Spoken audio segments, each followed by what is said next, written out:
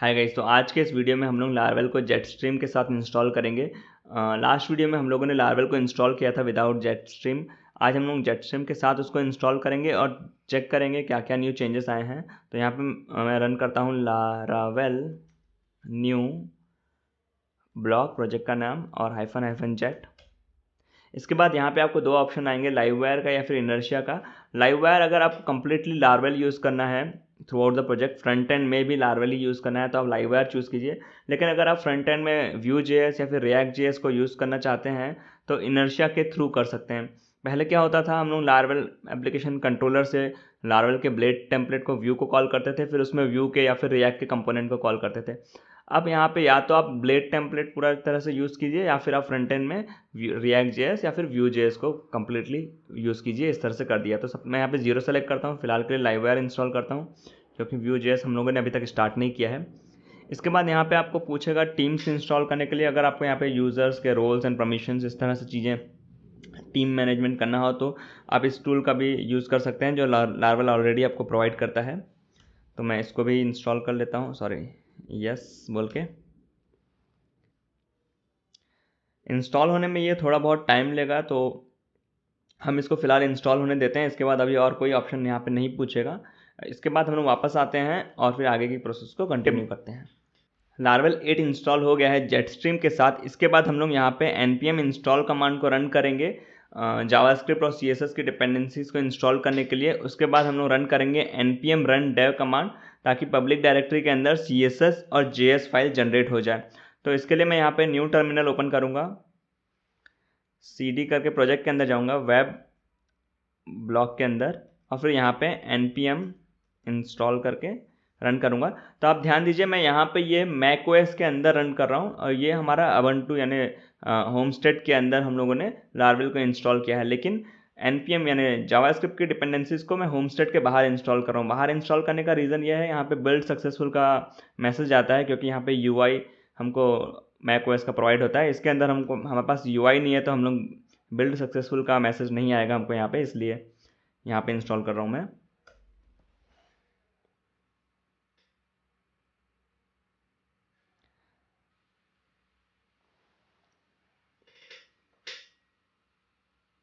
तो यहाँ पे npm इंस्टॉल हो गया है। इसके बाद हम लोग रन करेंगे npm रन dev कमांड को css और js फाइल को जनरेट करने के लिए पब्लिक डायरेक्टरी के अंदर एसिड से डायरेक्टली पब्लिक के अंदर यूजिंग वेबपैक।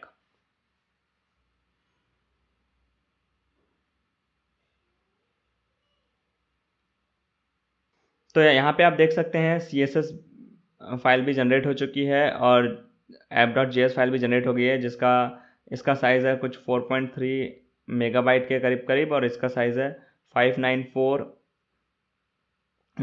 किलोबाइट के करीब करीब।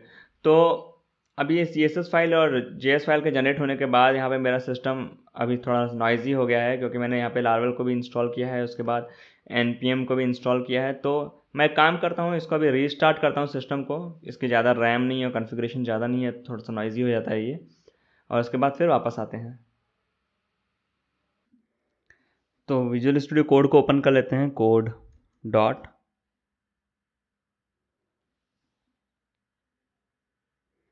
फिर यहाँ पे डेटाबेस से कनेक्शन प्रोवाइड कर लेते हैं।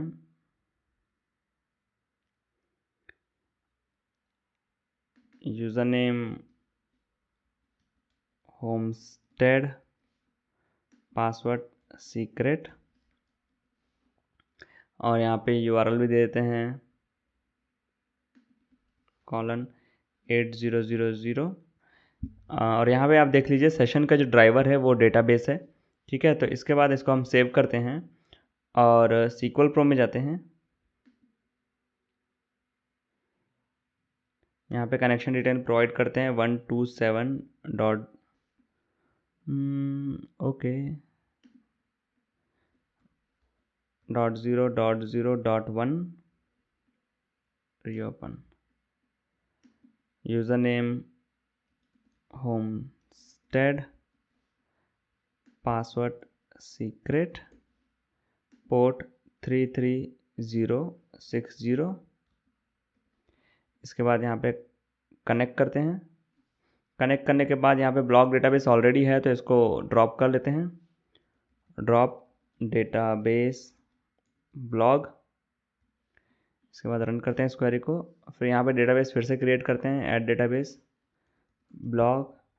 इसके बाद यहाँ पे सेलेक्ट करते हैं UTF-8 MB4 और कलेक्शन सेलेक्ट करते हैं UTF-8 MB4 यूनिकोड CI और इसको फिर यहाँ पे ऐड कर देते हैं। इसके बाद आप ब्राउज़र ओपन करके यहाँ पे प्रोजेक्ट को ओपन कर सकते हैं, blog.test। तो यहाँ पे देखिए अ टेबल वाज नॉट फाउंड का एरर आ रहा है। अब यहाँ डायरेक्टली आप यहाँ से भी माइग्रेशन रन कर सकते हैं या फिर कमांड लाइन में जाके आपके होमस्टेड के अंदर जाके, या फिर अगर आप विंडोज़ यूज़ कर रहे हैं तो जहाँ पे भी आपका प्रोजेक्ट इंस्टॉल है वहाँ पे जाके PHP artisan migrate command run कीजिए। और लार्वेल ने आपको यहाँ पे शॉर्टकट भी प्रोवाइड किया है, आप डायरेक्टली यहाँ से भी माइग्रेशन रन कर सकते हैं। तो जैसे मैं यहाँ पे रन करूँगा माइग्रेशंस को और पेज को रिफ़्रेश करूँगा तो टेबल्स इंस्टॉल हो गई है, इसलिए हमको यहाँ पे कोई भी एरर नहीं आ रहा है। अगर हम लोग SQL Pro में जाएं और यहाँ पे इसको रिफ़्रेश करें तो यहाँ पे देखिए सारी की सारी टेबल्स क्रिएट हो गई हैं और सारी की सारी माइग्रेशंस जो हैं वो रन हो चुकी है यहाँ पे इस बैच के अंदर। तो यूज़र्स के अंदर अभी कोई भी कंटेंट नहीं है, टीम के अंदर भी नहीं है, यूज़र्स टीम के अंदर भी कोई भी कंटेंट नहीं है। लेकिन सेशन के अंदर आप देखिए यहाँ पे सेशन की एंट्री है, ID दी गई है और फिर यहाँ पे यूज़र ID अभी नल है और लास्ट एक्टिविटी यहाँ पे रिकॉर्ड हो रही है। अगर मैं यहाँ पे जाऊँ पेज को रिफ़्रेश करूँ और यहाँ पे जाके इसको रिफ़्रेश करूँ तो आप देखिए यहाँ पे टाइम जो है वो चेंज हो रहा है। तो आप जो भी एक्टिविटी करेंगे उसका टाइम यहाँ पे रिकॉर्ड हो जाएगा। इसके बाद हम लोग रजिस्टर करते हैं अकाउंट को। तो यहाँ पे यूज़र नेम दौलत, ईमेल hello@justlearntocode.com, पासवर्ड @123, पासवर्ड @123।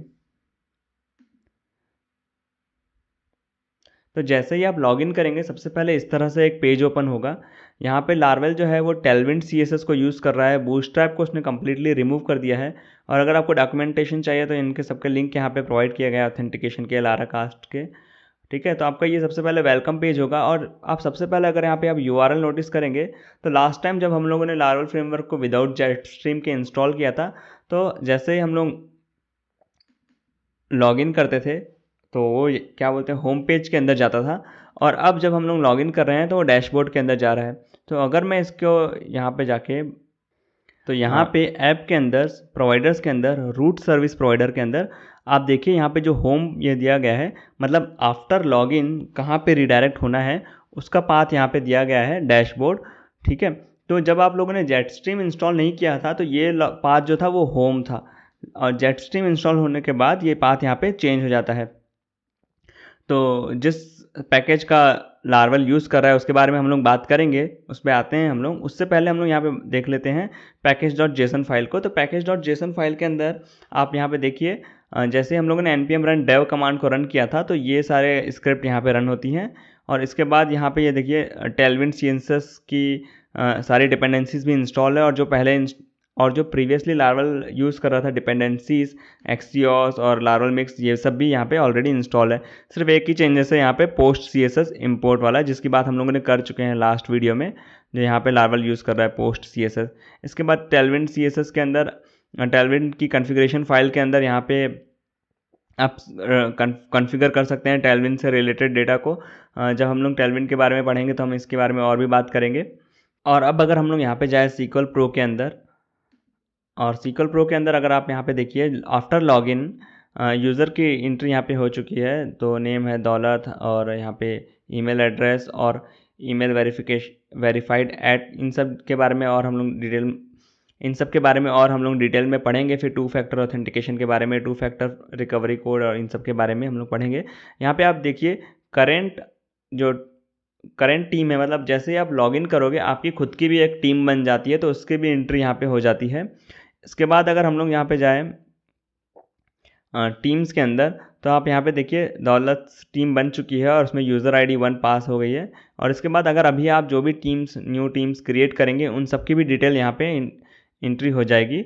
और बाकी सब के बारे में भी हम लोग बात करेंगे, जैसे रीसेट पासवर्ड और इन सब के बारे में भी अभी हम लोग बात करेंगे। तो इसको मैं अब क्लोज़ करता हूँ। तो अब अगर हम लोग जाएँ यहाँ पे और ऐप फोल्डर के अंदर, अगर आप लोगों ने लास्ट वीडियो देखा था तो आप यहाँ पे देखिए एक्शन नाम का फोल्डर नहीं था यहाँ पे। अब यहाँ पे एक्शन के अंदर अगर हम लोग क्लिक करेंगे तो यहाँ पे दो चीज़ें हैं, ये फोर्टिफाई और उसके बाद यहाँ पे जेट स्ट्रीम।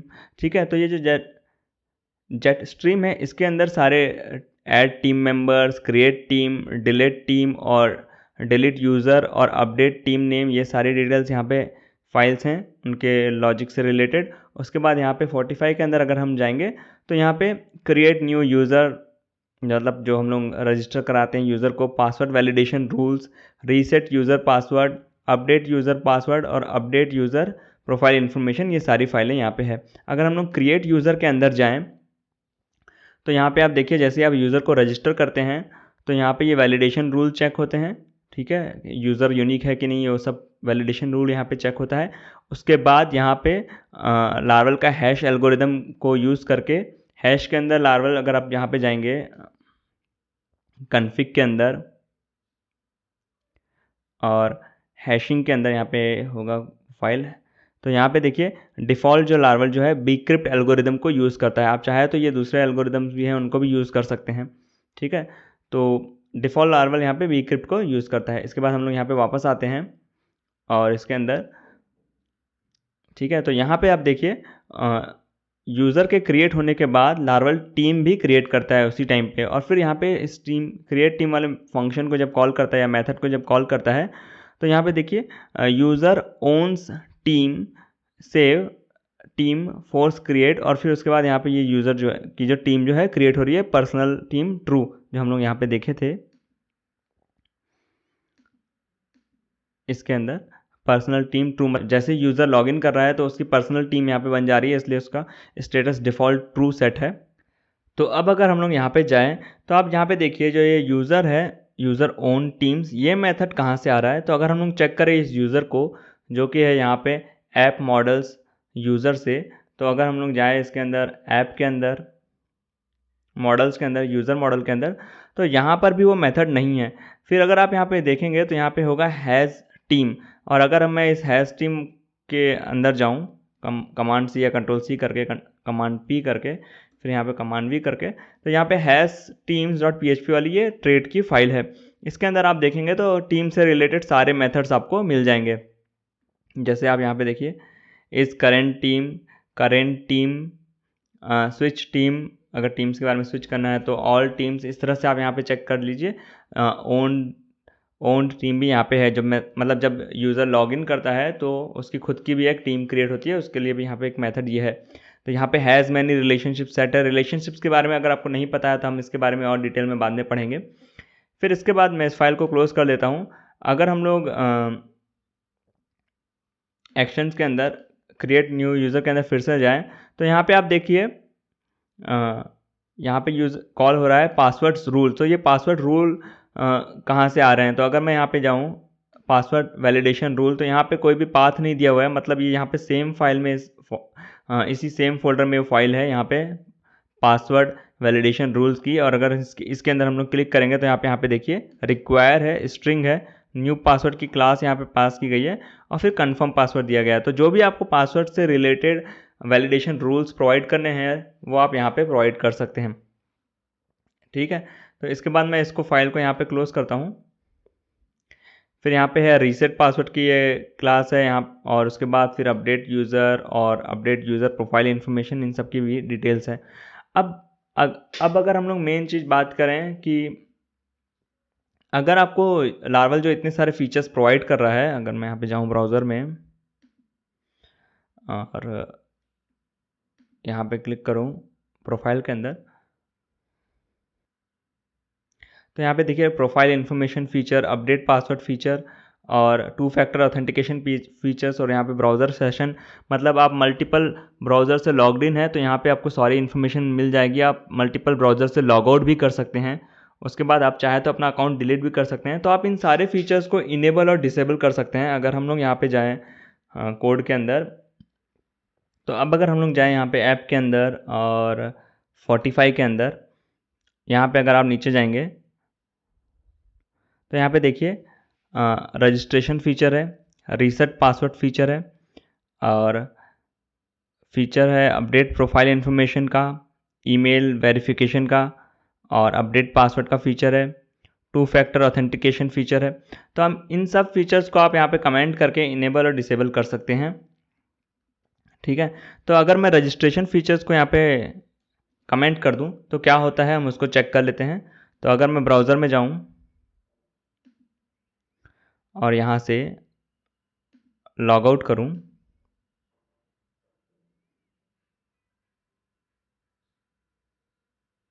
तो आप यहाँ पे देखिए कि रजिस्ट्रेशन वाला जो पेज था वो यहाँ से गायब हो गया है। अब अगर मैं यहाँ पे जाके इसको रजिस्टर वाले पेज को ओपन करने की कोशिश भी करूँगा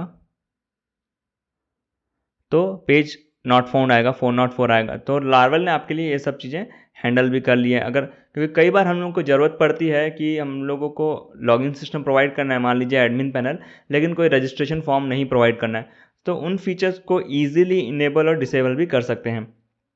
तो वो सारी चीज़ें आपके लिए ऑलरेडी कॉन्फ़िगर है।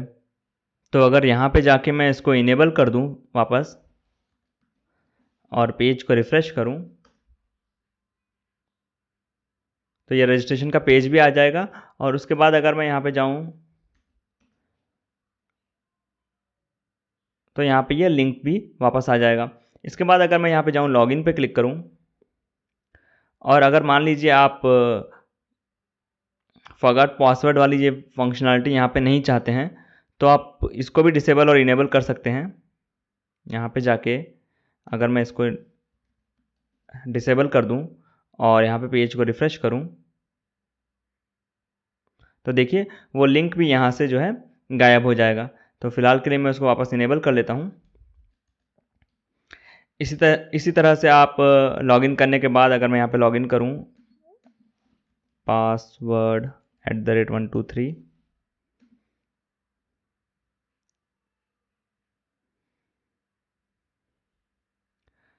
और यहाँ पे प्रोफाइल के अंदर अगर मैं यहाँ पे इन सब अपडेट पासवर्ड वाली इन्फॉर्मेशन को डिसेबल करना चाहता हूँ तो इसको भी डिसेबल कर सकता हूँ। ठीक है,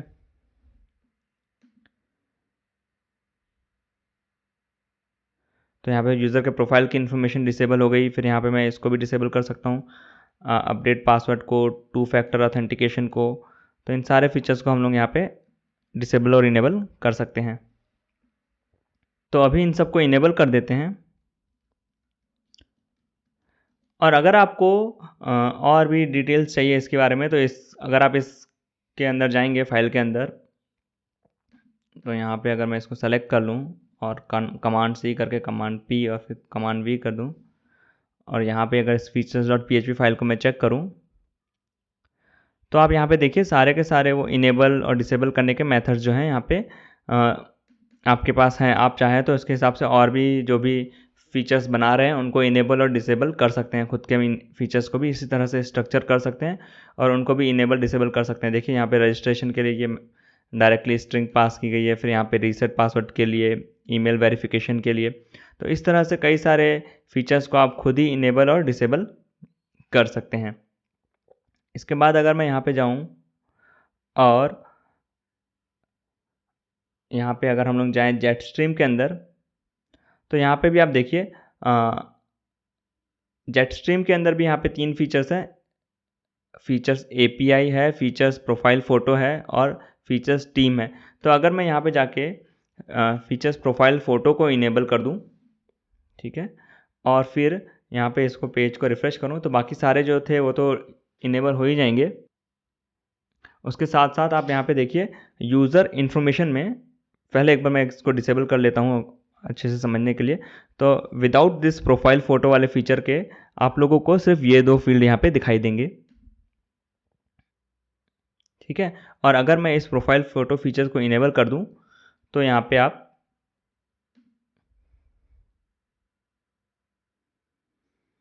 आप इस प्रोफाइल फ़ोटो के लिए देखिए डिफ़ॉल्ट आपको ये एवेटार प्रोवाइड कर रहा है लार्वल। यहाँ पे आप अपनी प्रोफाइल फ़ोटो को भी अपलोड कर सकते हैं। ठीक है, तो मेरे पास तो अभी कोई इमेज है नहीं अपलोड करने के लिए। चलो चेक कर लेते हैं, कुछ भी अपलोड कर देते हैं। ठीक है, तो ये जस्ट लर्न टू कोड का लोगो को ही अपलोड कर लेते हैं यहाँ पे हम लोग। ठीक है, इस तरह से आप अपडेट कर सकते हैं चीज़ों को और फिर यहाँ पे सेव बटन आपका आ जाएगा, और जैसे ही आप सेव पे क्लिक करेंगे यहाँ पे भी वो इमेज अपडेट हो जाएगी, और फिर यहाँ पे आपका रिमूव का बटन आ जाएगा, आप उसको रिमूव भी कर सकते हैं। ठीक है, तो इसी तरह से अगर हम लोग यहाँ पे जाएं, और अगर आप चाहते हैं कि टीम्स फीचर आपको नहीं चाहिए तो आप इसको भी डिसेबल कर सकते हैं यहाँ पे। और यहाँ पे आप देखिए अभी क्रिएट न्यू टीम्स का ये सारे आ रहे हैं यहाँ पे। अब अगर मैं इसको रिफ़्रेश करूँ तो देखिए टीम से रिलेटेड सारी इन्फॉर्मेशन भी यहाँ से चले गई है, बाकी ये सारी इन्फॉर्मेशन यहाँ पे है। ठीक है, तो अब हम लोग क्या करते हैं, यहाँ से लॉग आउट करते हैं।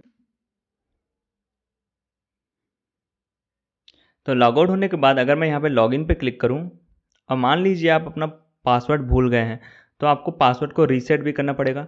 तो रीसेट पासवर्ड के लिए मेल का कॉन्फ़िगरेशन होना ज़रूरी है। तो हम लोग क्या करते हैं, यहाँ पे जाते हैं, ओपन करते हैं यहाँ पे mailtrap.io।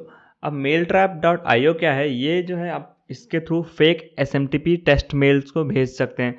तो आप मेलिंग फंक्शनलिटी को यहाँ से आप चेक कर सकते हैं। तो अब यहाँ पे अगर मैं यहाँ पे ऑलरेडी लॉग्ड इन हूँ, तो यहाँ पे अगर मैं जाऊँ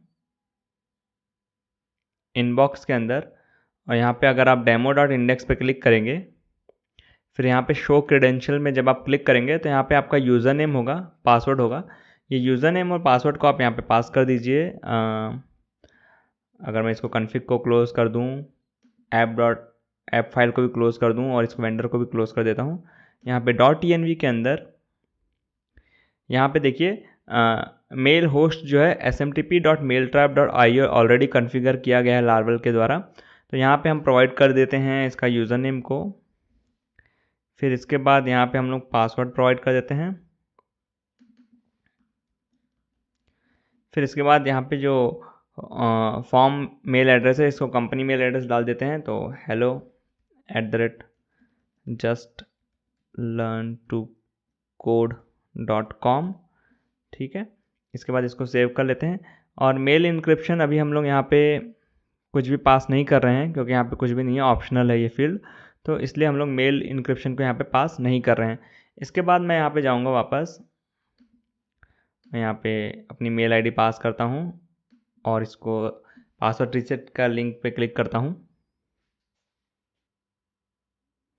तो we have email you password reset link का यहाँ पे ये मैसेज आ गया। अब अगर मैं यहाँ पे जाऊँ डेटाबेस के अंदर, अब अगर मैं जाऊँ रीसेट पासवर्ड के अंदर, तो आप यहाँ पे देखिए hello@justlearntocode.com का, और यहाँ पे ये टोकन यहाँ पर दे दिया गया है। अब अगर मैं यहाँ पे जाऊँ mailtrap.io के अंदर, तो यहाँ पे देखिए मेरे को रीसेट पासवर्ड के लिए ये मेल आ गया है। मैं इस पर क्लिक करता हूँ, और यहाँ पे फिर मैं रीसेट लिंक पे इस पर क्लिक करूँगा। तो ये हमारा रीसेट पासवर्ड का ये पेज ओपन हो जाएगा। यहाँ पे फिर मैं पासवर्ड दूंगा, पासवर्ड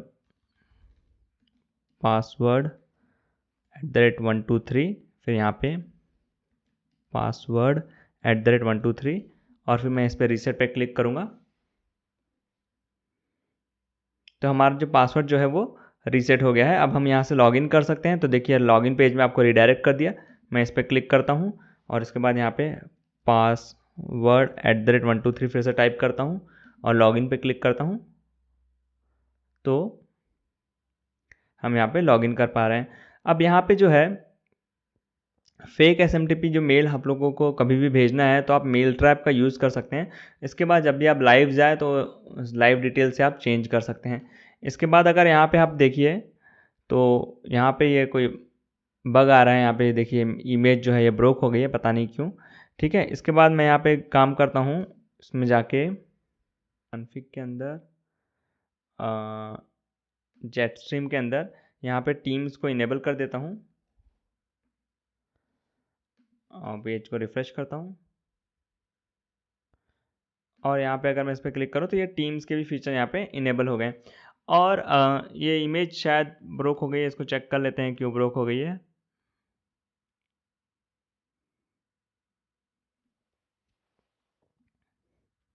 ओके, तो ये पाथ जो है यहाँ पे ये blog.txt से यहाँ पे उठा रहा है। ठीक है, और हम लोगों ने यहाँ पे पाथ क्या सेट किया है उसको चेक कर लेते हैं env फाइल के अंदर। ब्लॉक डॉट टेस्ट यहाँ पे पाथ प्रोवाइड कर देते हैं, करेक्ट पाथ प्रोवाइड कर देते हैं। ठीक है, इसके बाद एक बार इसको फिर से रिफ्रेश कर देते हैं।